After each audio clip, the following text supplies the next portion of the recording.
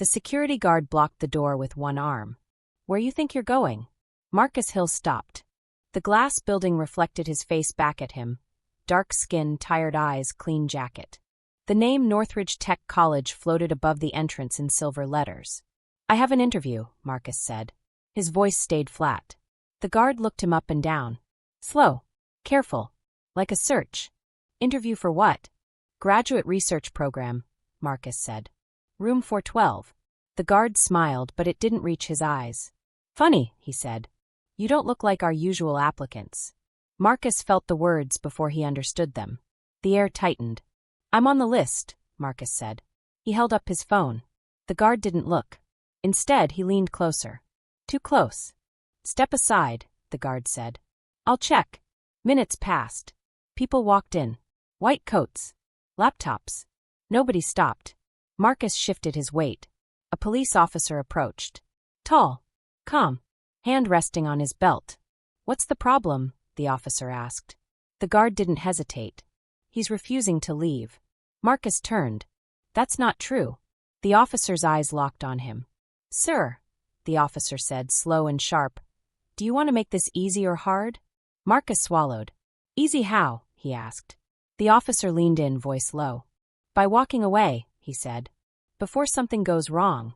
Marcus stared at the building again. At the future he'd been invited to. At the door now closed. And behind him, the officer's hand tightened on his belt. The elevator doors closed behind Marcus with a soft thud. His reflection stared back at him in the metal wall. He adjusted his collar. Once. Then he stopped touching it. He didn't want to look nervous. 4th floor. The elevator dinged. The hallway smelled like cleaner and old carpet. White walls. Framed awards. Names he didn't recognize. A woman sat behind a desk. "Name?" she asked without looking up. "Marcus Hill." Her fingers paused on the keyboard. She looked up. Blinked. "Oh," she said. "You're early." "I'm on time," Marcus said. She checked the screen again. "Room 412, she said. "They're ready." Marcus walked down the hall. Each step felt louder than it should. Room 412 had glass walls. Inside, 3 people sat at a long table. 2 men. 1 woman. All white. All older. They didn't stand when he entered. "Mr. Hill," the woman said. "Have a seat." Marcus sat. Silence. One of the men flipped through his file. Slow. Careless. "So," the man said, "tell us about your undergraduate school." "Riverside State," Marcus said. "Physics. Materials science."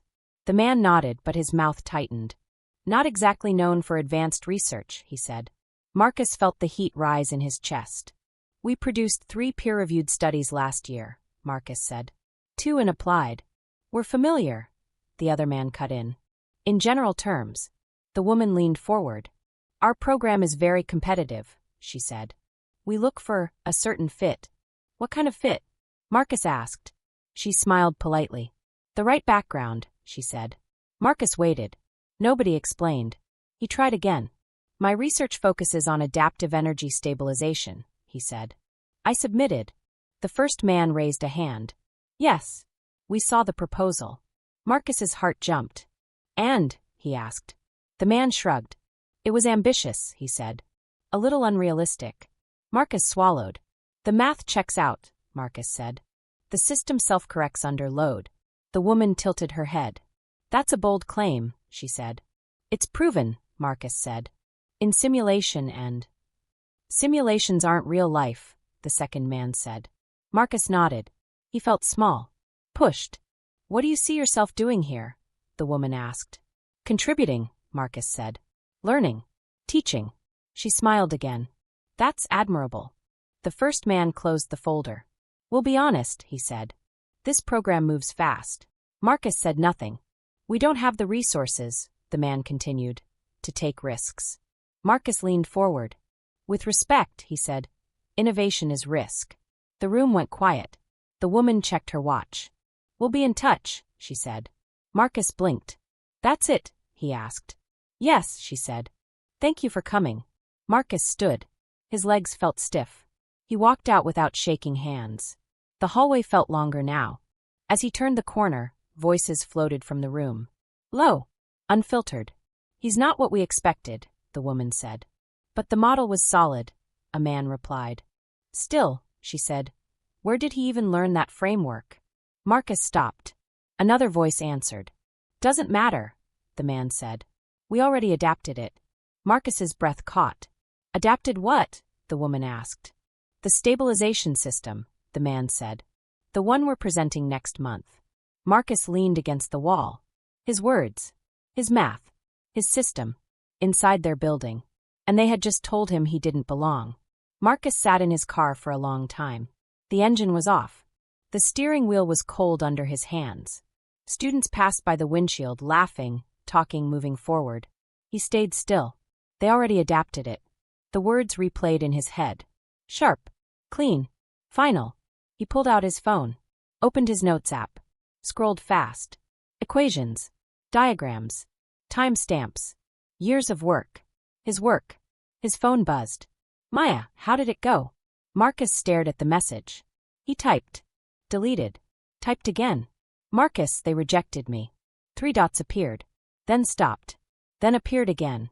Maya, rejected? After reviewing your stabilization model? Marcus exhaled. Marcus, they didn't just review it. Pause. Maya, what do you mean? Marcus started the car. I think they took it, he said aloud, though she couldn't hear him. He drove. Maya's lab was small. Old. Hidden behind a community tech center. Wires ran along the walls. Half-built devices sat on folding tables. Safe. Maya looked up when he entered. They rejected you? She asked. Marcus nodded. They said I wasn't a fit. She laughed once. Hard. Your system fixes the instability everyone else failed to solve, she said. They begged me for access last year. Marcus froze.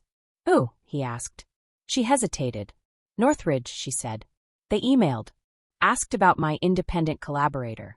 Marcus felt his stomach drop. They never named me, he said. Maya shook her head. They didn't need to. She pulled up a screen. Opened an email. Maya, reading, we're interested in the adaptive stabilization framework demonstrated in your shared files. Marcus leaned closer. The date glared back at him. 2 weeks before his interview. They already had it, Marcus said. Maya swallowed. They asked if it was publish-ready, she said. Marcus sat down slowly. They rejected the person, he said. Not the work. Maya nodded. That's how it goes, she said. Marcus stared at the floor. His phone buzzed again. Unknown number. He answered. Hello. A man's voice. Calm. Polite. Mr. Hill, the voice said. This is Dr. Allen from Northridge. Marcus stood up. Yes, Marcus said. We wanted to thank you for your interest, Dr. Allen said, and assure you your materials will remain confidential.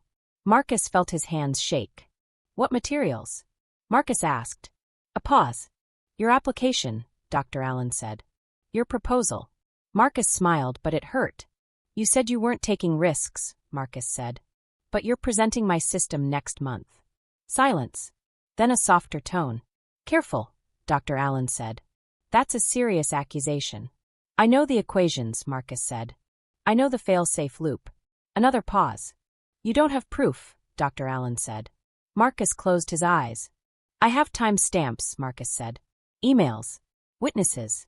Dr. Allen sighed. This conversation isn't productive, he said. We advise you to move on. Or what? Marcus asked. The line stayed quiet. Then. Sometimes, Dr. Allen said. Pushing creates problems. The call ended. Maya looked at him. They threatened you, she said. Marcus shook his head. No, he said. They warned me. That night, Marcus couldn't sleep. Every sound felt loud. Every thought circled back. He opened his laptop. Files bloomed across the screen. Original drafts. Version histories. Comments from Maya. Rejections. Polite. Cold. One rejection email stood out. From Northridge. Subject. Thank you for your submission. He opened it. A sentence burned into him. While promising, this work does not align with our current research direction. Marcus laughed. Quiet. Broken. His phone buzzed again. This time a message. Unknown. Stop emailing faculty. Marcus stared. Marcus, who is this? 3 dots. Then. Unknown. You're not part of this institution. Marcus felt heat flood his chest. Marcus, you're using my system. Seconds passed. Then, unknown, prove it. Marcus's hands moved fast. He attached files. Dates. Screenshots. Sent. The response came almost instantly. Unknown, last warning. Marcus closed his laptop. His heart raced. He felt small again. Pushed again. Just like the lobby. Just like the interview. The power was never his. The next morning, Maya burst into the lab. They scrubbed it, she said. What? Marcus asked. The online repository, she said. Your framework references gone. Marcus stood. They're erasing me, he said. Maya grabbed her bag. Then we don't stay quiet, she said. Who listens? Marcus asked. She met his eyes. People who hate theft, she said. And cameras. Marcus hesitated. Fear crept in. Police. Lawyers. Institutions. Big walls. But then he remembered the guard. The officer's hand on his belt. The interview room. They already decided who I am, Marcus said. Maya nodded. So now, she said, you decide what happens next. Marcus looked at his laptop. At the proof. At the silence closing in. And somewhere inside Northridge, his system was being tested. Without his name. Without his consent. And if it failed, they would blame no one. Marcus didn't want to go back. The thought of that building tightened his chest. The glass doors. The guard. The officer's voice, easy or hard. But Maya was already walking ahead of him. We need proof they can't delete, she said. The lobby looked the same. Bright. Clean. Unwelcoming. The security guard was different. Older. Gray beard. Tired eyes. Maya stepped forward. Hi, she said. We're here about a records request. The guard frowned. Records? Marcus felt every pair of eyes on him again. Yes, Maya said. Security footage. From 2 weeks ago. The guard looked at Marcus. Recognition flickered. You, the guard said. The interview guy. Marcus nodded. The guard scratched his beard. Talk to administration, he said. They sent us here, Maya replied. The guard hesitated. Then sighed. Wait, he said. He disappeared into the back. Marcus leaned against the wall. You okay? Maya asked. They made me feel like a problem, Marcus said. She nodded. That's the point. The guard returned. Come on, he said quietly. They followed him through a side door. Down a narrow hallway. Into a small room with blinking screens. This isn't official, the guard said. You didn't hear it from me. Marcus swallowed. The guard tapped keys. Cameras popped up. Dates scrolled. There, he said. Interview day. The footage played. Marcus saw himself at the door, talking to the first guard. Then the officer arrived. Marcus's stomach turned. The officer leaned close. Hand on his belt. No sound. But Marcus remembered every word. Maya leaned in. That's intimidation, she said. The guard nodded. Administration asked me to flag that clip, he said. Said it was a misunderstanding. Marcus looked at him. Did you? Marcus asked. The guard shook his head. I've got kids, he said. I know what this looks like. Footsteps echoed outside. The guard stiffened. Someone's coming, he said. The door opened. A woman in a blazer stepped in. Sharp smile. Clipboard tight in her hands. This area is restricted, she said. Maya straightened. We have authorization, she said. The woman's eyes slid to Marcus. No, she said. You don't. She turned to the guard. Why is this footage open? She asked. The guard stood taller. They requested it, he said. The woman's smile vanished. This footage is internal, she said. It's being reviewed. Maya crossed her arms. Reviewed by who? She asked. The woman didn't answer. Instead, she pointed at the screen. That clip is incomplete, she said. It doesn't show the full interaction. Marcus stepped forward. What part? He asked. The part where you became disruptive, she said. Marcus felt heat rise. I stood still, he said. The woman leaned closer. You refused instructions, she said. That's disruptive. Maya pulled out her phone. We're recording, she said. The woman froze. You don't have permission, she snapped. Maya didn't lower the phone. Then call the police, Maya said. Silence filled the room. The woman exhaled slowly. This footage is confidential, she said. Sharing it could have consequences. For who? Marcus asked. She looked at him. For you, she said. Marcus felt fear creep in. Real. Heavy.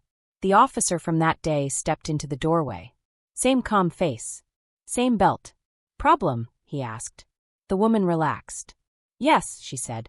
They're accessing restricted footage. The officer looked at Marcus. Again. That same slow scan. You were told to leave, the officer said. No, Marcus said. I was told to walk away. The officer smiled slightly.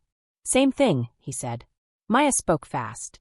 We're requesting footage under public records, she said. The officer shook his head. This is private property, he said. You need to go. Marcus looked at the screen. At himself. At the truth blinking quietly. You're hiding it, Marcus said. The officer stepped closer. You don't want to push this, he said. Marcus's hands trembled. Why? Marcus asked. The officer's voice dropped. Because people who push, he said, get labeled. The word stuck. Labeled. The woman reached for the keyboard. The screen went black. Footage archived, she said. Maya gasped. You can't do that, she said. The woman met her eyes. I just did. Marcus felt something break inside him. The proof was gone. Again. The officer opened the door. Time to leave, he said. As Marcus passed him, the officer whispered. Some doors stay closed. Outside, the sun felt too bright. Marcus's legs shook. They erased it, he said. Maya grabbed his arm. No, she said. She held up her phone. The screen glowed. The footage played. She'd recorded the screen. Every second. Every frame. Marcus stared. Hope hit him hard. Behind them, the building doors shut. And somewhere inside, alarms began to ring. The auditorium smelled like polish and money. Marcus felt it as soon as he stepped inside. Fresh paint. New screens. Donor confidence. A banner stretched across the stage. Innovation Day, powering tomorrow. Maya leaned close. This is it. Marcus nodded, but his stomach churned. Rows filled quickly. Professors. Investors. Students. Reporters with cameras resting on their knees. Marcus kept his head down. He didn't want to be seen. The lights dimmed. Applause rolled through the room as the dean walked on stage. Tall. Relaxed. Proud. Today, the dean said, smiling wide, we unveil a breakthrough. The screen lit up. A diagram appeared. Marcus's breath stopped. He knew every line. Every curve. The stabilization loop sat at the center. Clean. Elegant. His hands tightened. This system, the dean continued, solves a long-standing instability problem in adaptive energy grids. Maya whispered. They didn't even change the structure. Marcus couldn't answer. A faculty member stepped forward. Dr. Allen. Marcus felt heat rush to his face. Dr. Allen spoke smoothly. Our team developed a self-correcting response layer, he said. It adjusts in real time under stress. Marcus heard his own voice in the words. A student raised a hand. How does it prevent overload failure? The student asked. Dr. Allen smiled. Good question, he said. Through a dual feedback loop. Marcus leaned forward. His heart pounded. That's mine, he whispered. Maya squeezed his arm. The slide changed. Equations filled the screen. Marcus's chest tightened. Those weren't generic formulas. They were his shortcuts. His assumptions. His risks. A reporter typed fast. Another faculty member joined Dr. Allen. This technology will place Northridge at the forefront of sustainable power, she said. Marcus's jaw clenched. A hand touched his shoulder. He flinched. A security guard stood there. Different from before. Younger. Nervous. Sir, the guard whispered. You need to sit back. I am sitting, Marcus said. The guard hesitated. Just don't cause a scene, he said. Marcus looked up at the stage again. Dr. Allen gestured proudly. We overcame challenges others couldn't, he said. Marcus stood. Maya grabbed his sleeve. Not yet, she whispered. Marcus sat back down. His legs shook. Applause broke out. The dean returned to the mic. We invite questions, he said. Silence. Then Marcus raised his hand. The dean scanned the crowd. He pointed. Yes, the dean said. You. Marcus stood slowly. The room turned. Eyes landed on him. He felt exposed. My name is Marcus Hill, he said. His voice carried. Murmurs rippled. I submitted this stabilization framework to Northridge, Marcus said. You rejected it. Dr. Allen froze. The dean's smile faltered. That's a serious claim, the dean said. Marcus swallowed. You're using my equations, Marcus said. My architecture. Dr. Allen stepped forward. Our work was developed internally, he said. Calm. Confident. Marcus nodded. Then explain the failsafe inversion at load threshold point 7, Marcus said. Silence dropped. Dr. Allen blinked. The dean glanced at him. Explain, Marcus said again. Dr. Allen cleared his throat. The system adjusts dynamically, he said. Marcus shook his head. That's not the answer, Marcus said. Whispers grew louder. A donor leaned toward another. The dean raised his hand.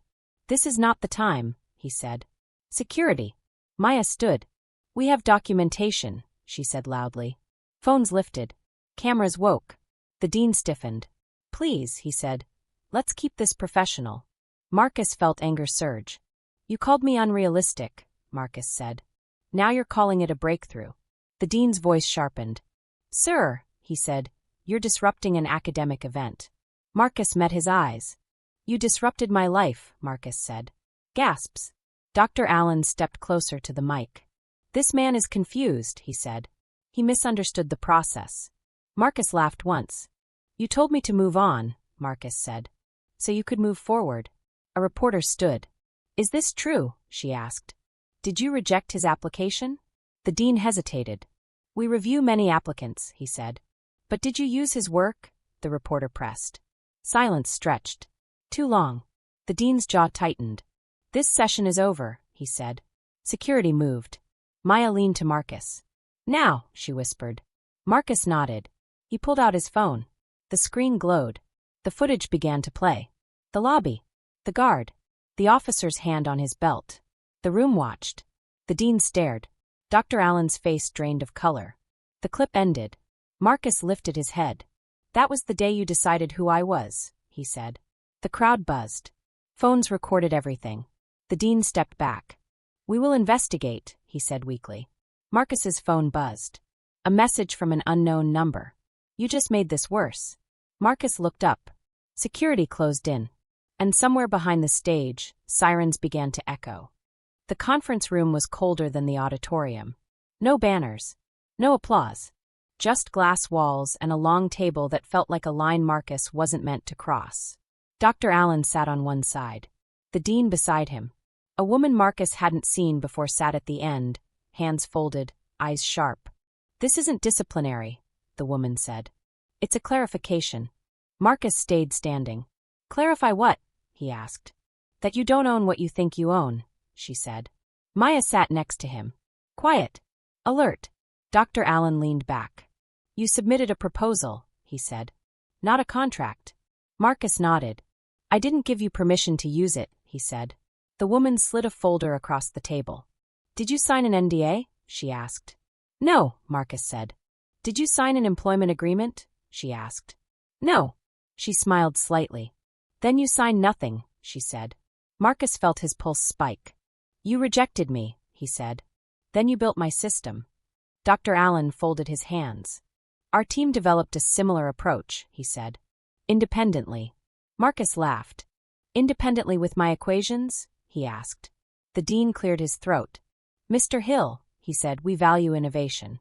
But accusations require restraint. Restraint, Marcus said. You erased footage. The woman tilted her head. There was no footage, she said. Maya leaned forward. We recorded it, she said. The woman's eyes flicked to her. Recording private security systems is illegal, she said calmly. Marcus felt a chill. You're threatening us, Maya said.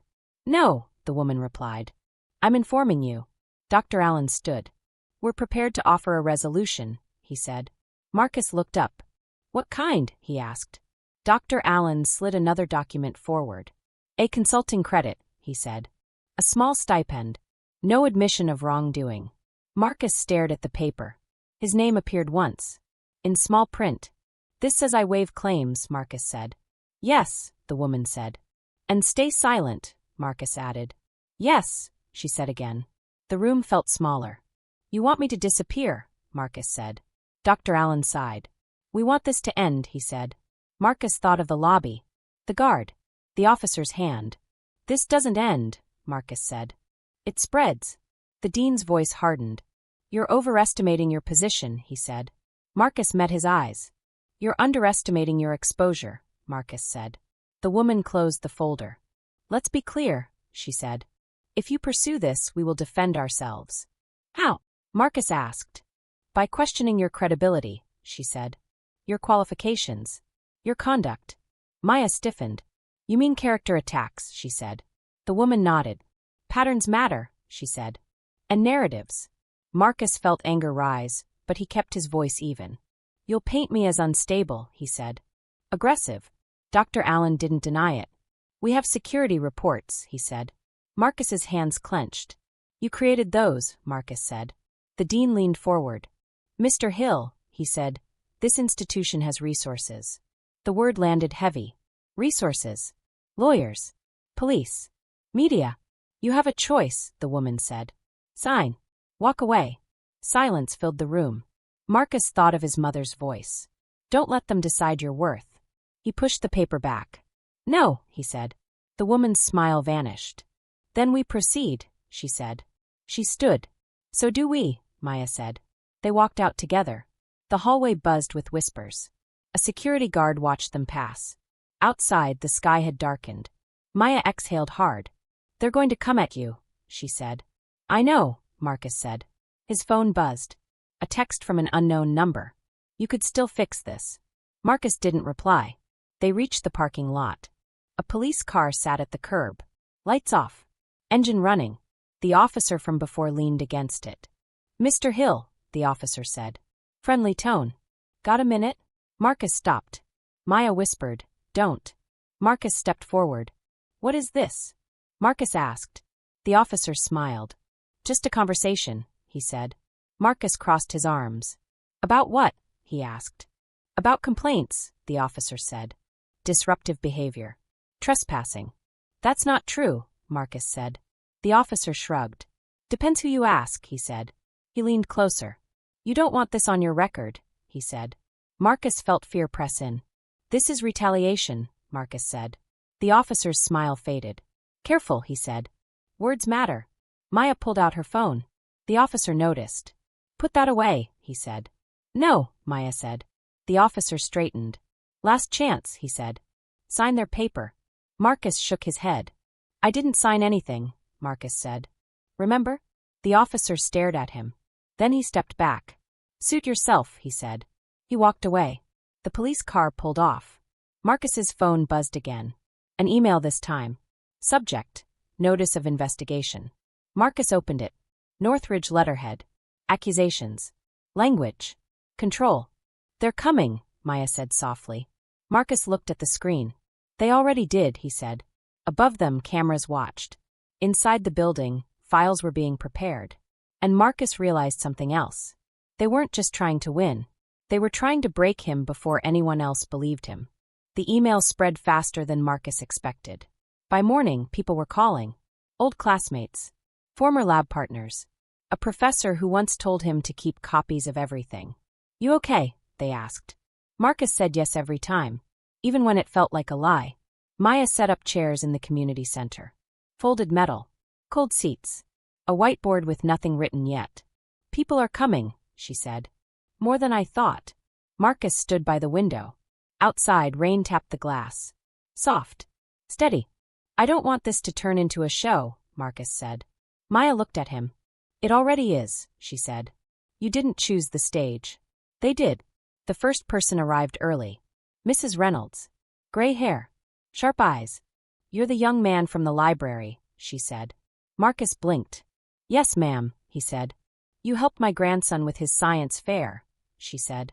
He won. Marcus smiled despite himself. More people came. A janitor from Riverside State. 2 engineers. A journalist with a notebook tucked under her arm. They filled the room. Maya closed the door. Thank you for coming, she said. We're here because something was taken. Marcus stepped forward. My work, he said. And my name. Murmurs rippled. The journalist raised her hand. Can you explain the system? She asked. Marcus nodded. He drew on the board. Simple shapes. Arrows. Energy overload causes collapse, he said. My model prevents that. An engineer leaned in. That's elegant, he said. Too elegant to copy by accident. Another voice spoke. They did this before. a woman said from the back. Marcus turned. With my husband, she said. Different department. Same outcome. Silence settled. Maya wrote names on the board. Stories followed. A rejected grant. A stolen method. A credit buried in footnotes. Patterns formed. The journalist's pen moved fast. This isn't isolated, she said. No, Marcus said. It's designed. A man near the door raised his phone. I was there, he said. The lobby. The day they stopped you. Marcus's heart jumped. You saw it? Marcus asked. The man nodded. I filmed part, he said. They told me to delete it. Maya stepped closer. Do you still have it? She asked. The man hesitated. Then he nodded. Yes. Hope flickered. The journalist looked up.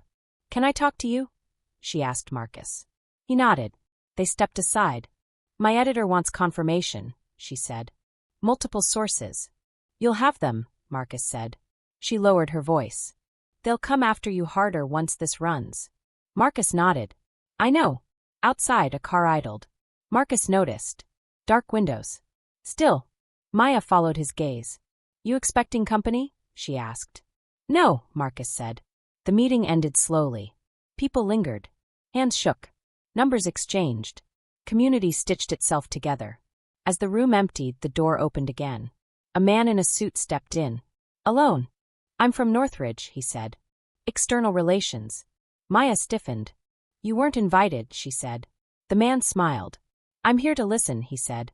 Marcus crossed his arms. Then listen, Marcus said. You took my work. The man nodded slowly. Mistakes were made, he said. That's not an apology, Marcus said. The man glanced around. You're building something dangerous, he said. Public opinion can turn. Marcus stepped closer. Truth doesn't turn, Marcus said. It reveals. The man's smile thinned. Be careful, he said. Communities forget. Mrs. Reynolds, still seated, spoke up. No, she said. They remember. The man looked surprised. He left without another word. The car outside pulled away. Maya exhaled. That was intimidation, she said. Marcus nodded. They're scared, he said. His phone buzzed. A message from the journalist. We're running it tomorrow. Marcus's chest tightened. Tomorrow meant exposure. Tomorrow meant backlash. He looked at the whiteboard. Names covered it now. Evidence written in marker. They can't erase this, Maya said. Marcus nodded. But fear lingered. Institutions fought back. Police reports. Smears. Delays. As they locked up, Marcus paused. Across the street, a camera blinked red. Recording. He felt watched again. At home, he sat on his bed. Opened his laptop. More messages waited. Support. Anger. Warnings. One email stood out. From Northridge. Subject, cease and desist. Marcus closed the screen. Outside, sirens wailed in the distance. The story was moving now. Too big to stop. But not yet big enough to protect him. And Marcus understood something else. Memory was power. But power always tried to silence it. The panel room was brighter than Marcus expected. White lights. Long table. Name cards placed with care. This time, his name was printed clearly. Marcus Hill, independent researcher. He stared at it for a moment before sitting down. Across from him, the dean avoided eye contact. Dr. Allen sat stiff, jaw tight. Two board members whispered to each other. A city ethics chair sat in the middle, calm, unreadable.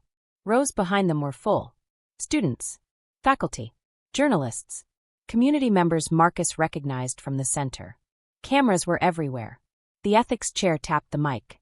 This panel is called to address concerns regarding intellectual property, conduct, and institutional accountability, she said. Marcus felt his pulse in his throat. Mr. Hill, she said, you may begin. He stood. My work was taken, Marcus said. Simple. Direct. And I was removed from the space where it was built. Murmurs followed. Dr. Allen shifted. You submitted a proposal, Dr. Allen said. That does not establish ownership. Marcus nodded. I know the rules, he said. I also know intent. The dean leaned forward. This institution does not discriminate, he said quickly. We follow procedure. A student stood. With respect, she said. Why was he stopped by security? The dean froze. That's irrelevant, he said. The ethics chair raised a hand. Answer the question, she said. The dean cleared his throat. There was confusion, he said. Security acted independently. Marcus felt anger flicker. The journalist raised her voice. We obtained footage, she said. Of the encounter. Gasps filled the room. Dr. Allen snapped his head toward her. That footage was internal, he said. And now it's public, she replied. The ethics chair nodded. Play it, she said. The screen behind them lit up. The lobby appeared. Marcus standing still. The guard blocking the door. The officer leaning in. The words played this time. Do you want to make this easy or hard? A hush fell. Marcus's hands trembled. The clip ended. Silence stretched. The ethics chair turned to the dean. Explain, she said. The dean swallowed. I wasn't present, he said. Then who was responsible? She asked. No answer. A board member spoke. Dr. Allen, he said. Did your team use Mr. Hill's framework? Dr. Allen looked at Marcus. Then away. Our research overlaps, he said. Convergent thinking happens. Marcus stepped forward. Then answer this, Marcus said. Why does your code contain my variable naming? A pause. That's coincidence, Dr. Allen said. Marcus nodded. He opened his laptop. Projected it. Files appeared. Time stamps. Comments. My drafts, Marcus said. Uploaded 2 years ago. The journalist leaned forward.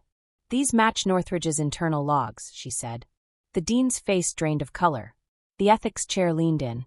Dr. Allen, she said. Dr. Allen said nothing. A student raised his hand. You told us this was original, he said. You made us cheer. Marcus felt his chest tighten. Another voice spoke. Mrs. Reynolds. My grandson trusted this place, she said. You used this man and expected silence. Applause broke out. The ethics chair raised her hand. Order, she said. She turned to Marcus. What outcome are you seeking? She asked. Marcus took a breath. Credit, he said. Protection. Change. The dean laughed nervously. This is becoming emotional, he said. The ethics chair's voice sharpened. It's becoming accountable, she said. She turned to the board. I recommend immediate suspension of the project pending review, she said. Gasps again. Dr. Allen stood. This will damage the institution, he said. You already did, Marcus said quietly. A board member nodded. All in favor of suspension? He asked. Hands rose. One by one. The dean stared at the table. The vote passed. The ethics chair spoke again. Additionally, she said, we are opening an inquiry into discriminatory practices. Marcus felt something loosen in his chest. But fear remained. The officer from before stood at the back. Watching. The ethics chair noticed. Is that officer relevant? She asked. The officer stepped forward. I was responding to a call, he said. From whom? She asked. He hesitated. Administration, he said. The room buzzed. The journalist whispered. That's it. The ethics chair nodded. Officer, she said. You're dismissed. He didn't move. Now, she repeated. The officer left. Marcus exhaled. The ethics chair closed her folder. This panel will reconvene, she said. Mr. Hill, you are protected from retaliation. Protected. The word felt fragile. As the room emptied, Dr. Allen passed Marcus. This isn't over, he said. Marcus met his eyes. No, Marcus said. It's exposed. Outside, cameras flashed. Questions flew. Marcus shielded his face. Maya grabbed his hand. You did it, she whispered. Marcus shook his head. Not yet, he said. Across the street, a police car idled. Again. Waiting.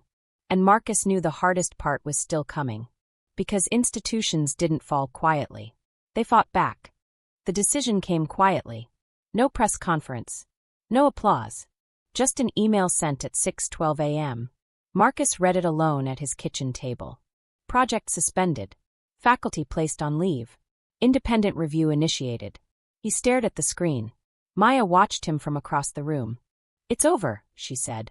Marcus shook his head. No, he said. It's done. There was a difference. The city moved on fast. Another headline replaced his story by noon. But Marcus didn't. He woke up every night at 3 a.m. heart racing. Phone buzzing in dreams that never ended. Sometimes it was the officer's voice. Easy or hard. Sometimes it was the dean smiling. Sometimes it was silence. The journalist called again. They're asking if you feel vindicated, she said. Marcus thought for a long moment. I feel tired, he said. She paused. That's honest, she said. Northridge released a statement. Words like regret and oversight floated through it. No names. No apologies. Dr. Allen resigned quietly. The officer was reassigned. No charges. No public reckoning.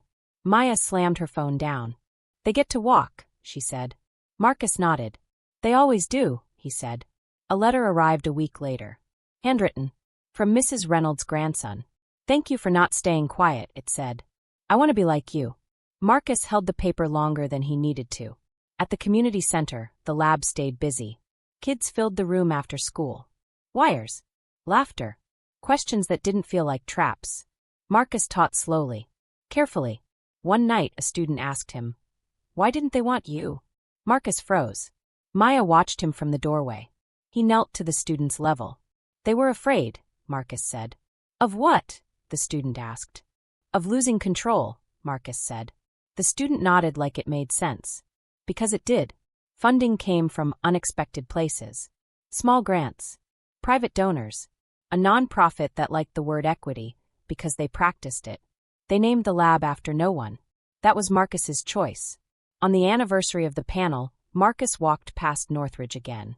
The building looked smaller now. The doors still opened for some. Just not him. A new banner hung in the window. Commitment to inclusion.